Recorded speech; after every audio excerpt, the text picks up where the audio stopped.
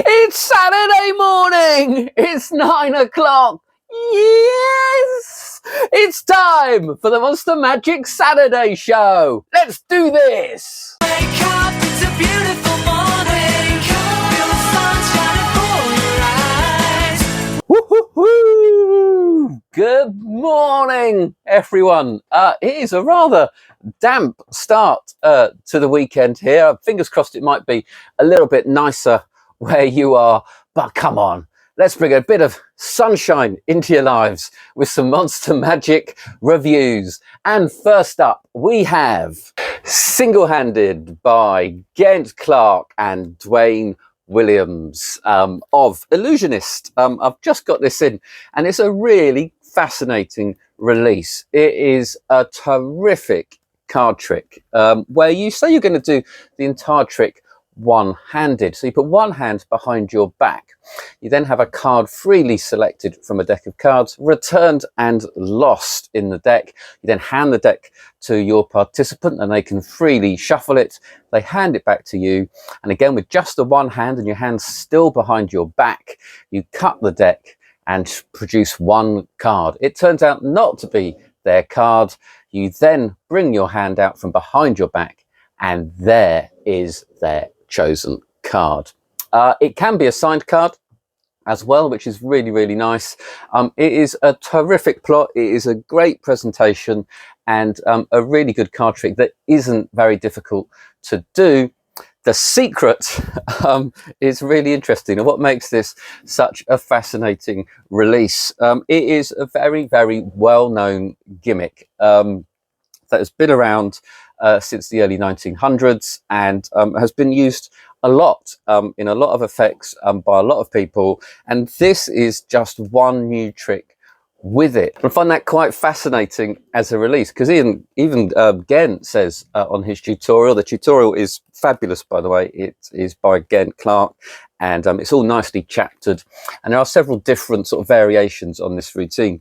But even he starts off by saying you might be pretty disappointed when you see what's inside this box and you see what the gimmick is. But obviously that's kind of unfair because if you've seen the performance and you've seen the trailer, it's an effect you've wanted to perform, and really what's in this box should be vaguely irrelevant. And Geraint says that he and Duane actually sort of developed this trick purely for Blackpool to fool magicians with, and it went down so well that they've sort of decided to release it. So it's all designed to be a magician fool, and so it uses the gimmick in a novel way, but not a unique way to them. It was first published, the sort of method for how to do this was first published in Encyclopedia of Card Tricks, written by Congreave.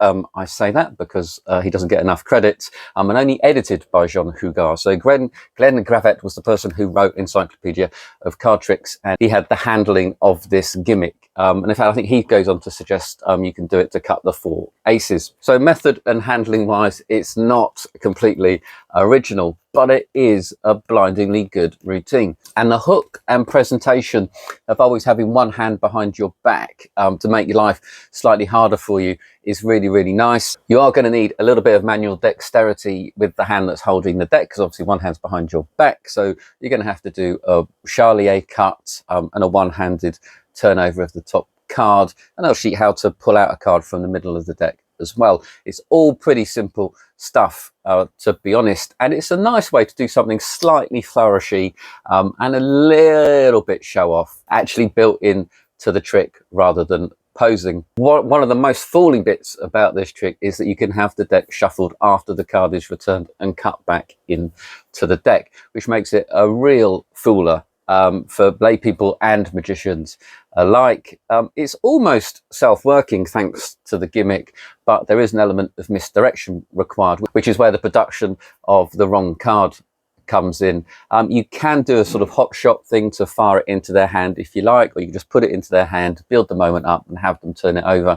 As long as their attention is directed away from you briefly, you'll be fine. And that makes it a lot of fun and quite ballsy to do. And the nice thing is at the end of sort of the main tutorial, there's a few bonus tips by Geraint where he runs through a little bit about body positioning and so on, which will really help you out with that move. And after the main routine's been taught, there are a few other chapters of all of the variations, one of which is NSFW, where instead of having the wrong card fired out, it's a card that has something, a rude word written on it, for example, which makes it fun and amusing, and certainly if you know your audience, well worth doing. There's a variation where the deck can vanish as well, two variations where the deck can vanish, how to, forcing a card, using a duplicate, all stuff you can do with this deck. And it's an underutilized deck by and large, so I really kind of hope that this project and this trick brings it back to the forefront and people being slightly more imaginative about the handling of it. I'm sure it's only a matter of time before Craig Petty gets his hands on one of these and you get a full 10 hours of it.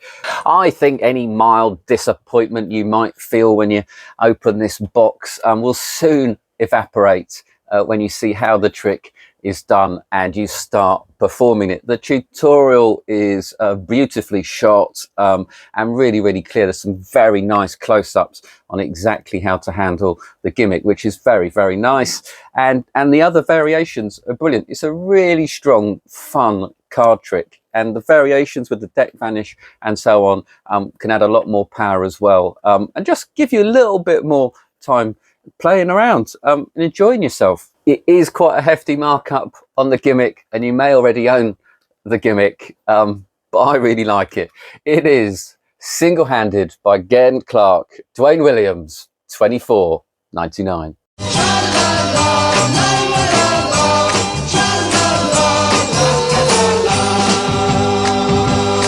Next up, we've got Coin Shackles by TCC. This is one of those effects that has been around for donkeys. I can't actually trace it. It goes back many, many moons, and it's probably quite popular in lots of children's sets and things like that. Often made quite cheaply, quite plastically, and TCC has done what they often do and reimagined it and tried to give it the quality that it deserves as such a good trick. Very similar to what they did with Grandma's Miracle in a way, because the trick is really, really strong. It is a really baffling trick. One of the very few tricks that you could get in a magic set or buy for a couple of pounds that would just fool a room full of anyone who's never seen it before. And what I really like about it is just how clear and visual the plot is and just how clean the effect is on the whole. If you don't know it, basically you show a little sort of coin holder that you put a $50 in or a 10p, and then you put two plastic shields either side and you wrap 4 elastic bands around it, one on each side. You then put that inside a handkerchief, you give the handkerchief a shake and the coin drops out. You then open the handkerchief and the case is now empty. The coin can be signed, and it is a remarkable little trick that is so easy to do. The one problem really with it is that it might look and feel very much as a puzzle rather than a strong magic effect. And I think it is a strong magic effect. You just need to make sure you dress it up as such. Whether you come up with some patter or the plot or the presentation, it's up to you. But what you get here is, you see, so these are normally nasty and plastic. Here you've got some sort of wood disc to hold the coin in, and you get the plastic discs here which are nice and transparent, and you also get the bands, and they've even thrown in the handkerchief as well. And all that is coupled with a lovely tutorial that's subtitled but really, really clear. And once you've got the method, you're absolutely fine to start playing around with it. It is not difficult by any means, and it is, I think it's a great little thing. Now you can just let the coin drop out from the handkerchief and then open the handkerchief to show that it has come out from its case, or you can produce that coin somewhere and use your imagination and maybe a little bit of extra skills to build it into a slightly bigger routine or a different effect. That coin can go absolutely anywhere once it's snuck out from the case and the handkerchief. So you can just use your imagination and make it into something a little bit special. It's fun, it's easy, and it's baffling. It's Coin Shackles by TCC, $12.99. Next up, it's Constructo by Thinking Paradox. This is a new release by Adrian Caratola, who you may remember for his famous ring on shoelace with which he filled Penn and Teller. He also did this on Penn and Teller via Zoom or video link. I'm not sure they use Zoom on professional TV shows, but he didn't fool them with this, but they really liked it. The effect is that by using a few members of the audience, a random card is merely thought of. That card is then thrown to you, and you reach out and catch it with one hand, and when you open that hand, a folded card has appeared inside it. They then name the card they are merely thinking of. You unfold the card that has appeared in your hand, and it is a match. Yes, it's a great plot, and would be a brilliant opener. The construction of the routine is very clever, and it gets to involve all of the audience. So the card is chosen via equivoque, but it's a very clean equivoque, and the presentation of having this sort of invisible mini thought of deck being thrown around the room really does play very well and involve a few members of the audience and so on. So it's quite an entertaining process in itself, which is important. You can probably cut it down and make it much shorter if that's your style, go for more of a quick direct hit if you wish. There are lots and lots of ways of doing equivoque, but Adrian does include a PDF of the script and everything to make it absolutely clear which way to go and how to present it, so that it doesn't feel like a force at all. And that is really nice. This is such a professionally put together routine and product. It is remarkable. But what is great is that when the card is in your hand and you can open it up, only then do they actually name which card they've selected. So it's not nailed down to one card at that point, which is really nice. So that makes it very baffling. I think it sort of passes over the heads of a lot of magicians when they see it. So the card isn't named before it's thrown to you, before you've produced that card. You have already got the card in your hand before they've named the suit and the value. So that's very interesting. The actual gimmick comes in two parts. One to make the card appear, and that is based on a Martin Lewis idea from his DVD Making Magic Volume 2, which I think came out in 2004. And then you've got the actual revelation part, which is very similar to Invisible Card by Blake Voigt. I think, as Adrian says, they were coming up with the same thing. They saw Invisible Card, they held off making this release. This gimmick is slightly different and made from plastic, in fact. So he goes through, there's a great bit on the DVD, on the tutorial, where he shows the evolution of the gimmick and how you've exactly ended up like this. So the gimmick is actually made with using plastic cards that have been specially printed for this, and the idea of that is that they'll last a lot longer. Cards do get dirty, the edges will begin to get dark, and he teaches you how to clean them up and everything, so that it will last you for a great deal of time. And also they've been printed so that the indexes are slightly bigger than on an ordinary deck of cards, so that if you're performing this on stage, it can be clearly seen as well. Great thorough thinking. You can have it appear as if you've got absolutely nothing in your hands from the start of the routine.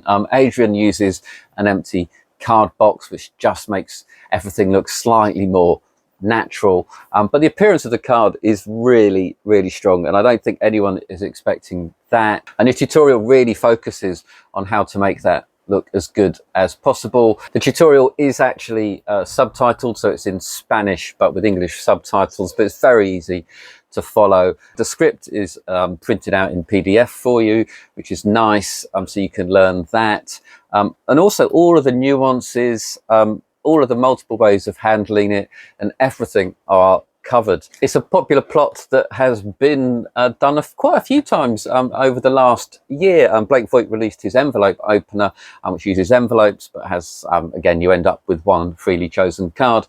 And Adrian Vega has his The Opener, which is sort of a much more reduced selection. This is absolutely brilliant. It is very expensive though, so it's really designed for the professional who's going to be doing a parlour or stage show. It's really hard to convey just how well put together this is, how well thought out the routine is. Even probably the fiddly bit of unfolding the card for the revelation is covered, and the presentation helps with that, so you're never really going to get it wrong. You've got a nice little fail-safe built in, courtesy actually of just how it is presented. It is very, very nice. It is very, very expensive. It is Constructo, $149.99.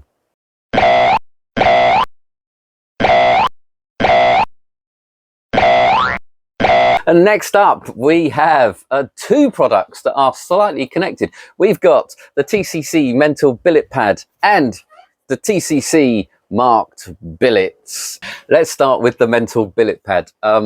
It's not a pad, I can tell you that for nothing. It's sort of a billet holder. This is what you get. So this is a special pen, cleverly constructed, really well made, this pen.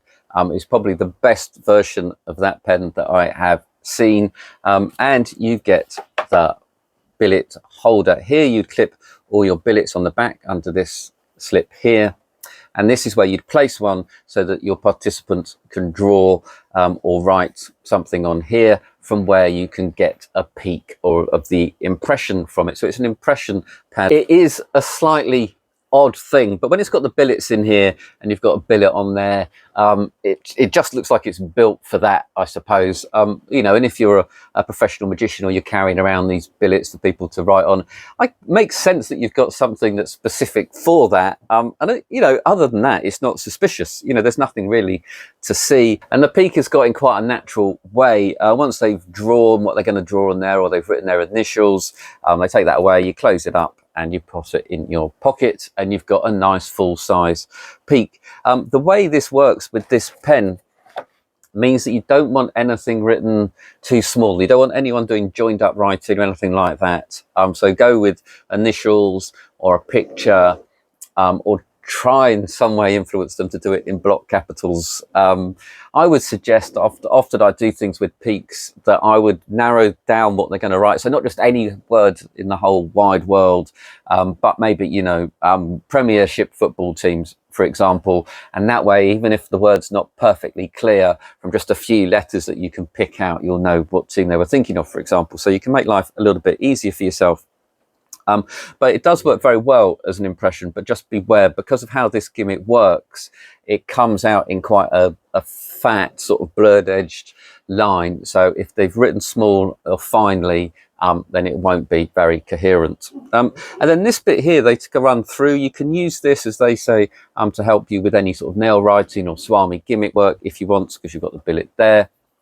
Which is a nice touch, but not necessarily why you'd buy this wallet. But this is also very good for the out of lunch principle. If you're not familiar with the out of lunch principle, the basic idea is that you'd have your billets on here. Someone could draw a picture and sign it. You then remove it, and that picture would change, but it would still have their signature on it. It comes from ages ago. I think Edward Bagshaw was the first person to do it in the 1930s in his book. But I think even before then, William Robinson was possibly the first to mention the concept or the principle in the early or late 1800s.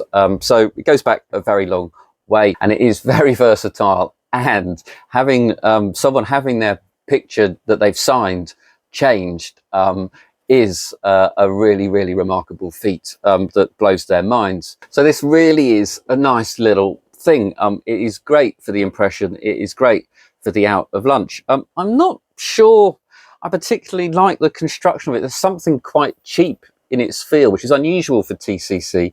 I don't know whether it's this sort of grained leather that I'm not a fan of, or it just feels glued rather than sort of stitched.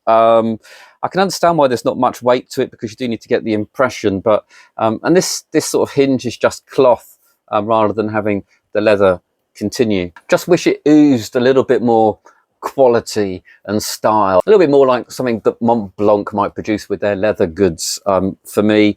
But it does work really, really well for both of those effects or principles, and it's nice and easy to carry as well, and it will keep your billets in good nick. And let's come to the billets now. So these are the marked billets by TCC. You get 180 in here. They're split up into 30 sets of 6. So I want to show you what you get. They all come here, all very neat. Sets of 6 in order, in fact. So they're actually sort of numbered 1 to 6 on both sides. And the markings are really clear and obvious probably to any magician who is suspecting a marking, but to the layperson that will fly by. Plus, not all of the routines are they seeing all of the cards out in the open anyway, so they're only looking at the one card that they've got. And what is really nice about this is I thought you were just going to get some billets and the marking system explained, but they actually throw in a couple of routines, and the routines are quite nice and diverse. So you get 3 routines. In fact, the first one is a sort of ESP matching one, which is very nice, based on Brother John Hammond effect, and it's, again, you can, as these are marked cards, you can do quite a lot of effects that you probably already know using markings. The next one is an open prediction, which uses a couple of envelopes, and then the final one is like a little telepathy routine developed by a guy called Richard Moe. They are really, really good, and they'll get you going, but you've got lots of other routines available, lots of sneak thieves, anything like that that uses billets. This box is $15.99, so it works out at around 50p per set, which is all right, I think, about right, I guess. And with the routines thrown in to get your creative juices flowing, it's almost a bargain. So that is Mental Billet Pad by TCC, $44.99, and the Mark Billets by TCC, $15.99.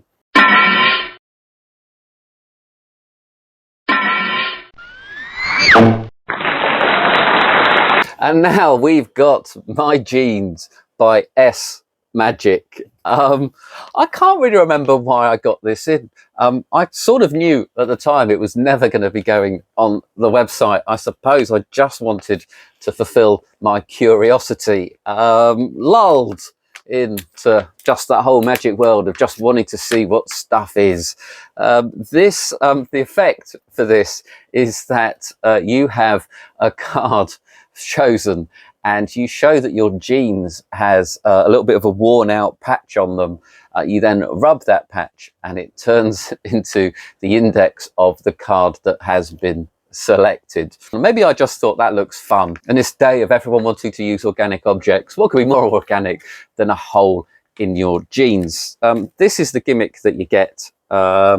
And this is where the problems sort of start, isn't it? Actually, the tutorial is 20 minutes long, and most of the tutorial is about how to put this gimmick together, which is useful and interesting, but it comes already together, so you don't really need to know that unless you're going to make another one. And you might want to make another one because, as you can see, this is a very blue jean material we've got here, which doesn't really match very many jeans. My jeans are more indigo than that because I'm super cool and a bit of a hipster, so it's the wrong color for my trousers straight away. And also because it's flimsy material, I'm not sure you can get it, but the sort of the gimmicking shows up quite badly. What they really needed to do, well, I can think of better ways of constructing this gimmick, which might make it a little bit more expensive and a little bit more hassle, but it'll certainly make it more deceptive. You do then have to do a little bit of DIY anyway with this gimmick. You have to get a white paint pen and you have to sort of draw on the hole and then draw on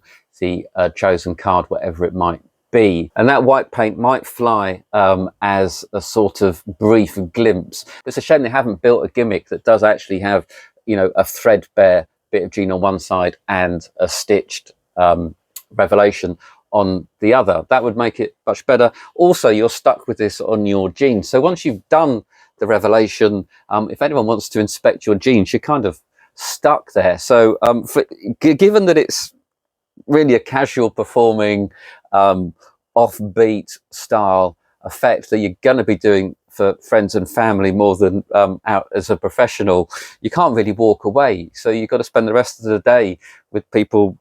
If anyone wants to check your trousers, you're a bit stuck unless you're going to take them off and change. So what you really need is some sort of cleanup to get rid of it. They do actually teach how to force a card at the end of the tutorial, which is a bit of a bonus. I do quite like the quirky card revelation idea, but it's just got too many issues from the construction and execution. So it's not going on the Monster Magic website, but that does mean we've got a giveaway this week. Yes, you can win My Jeans by S Magic.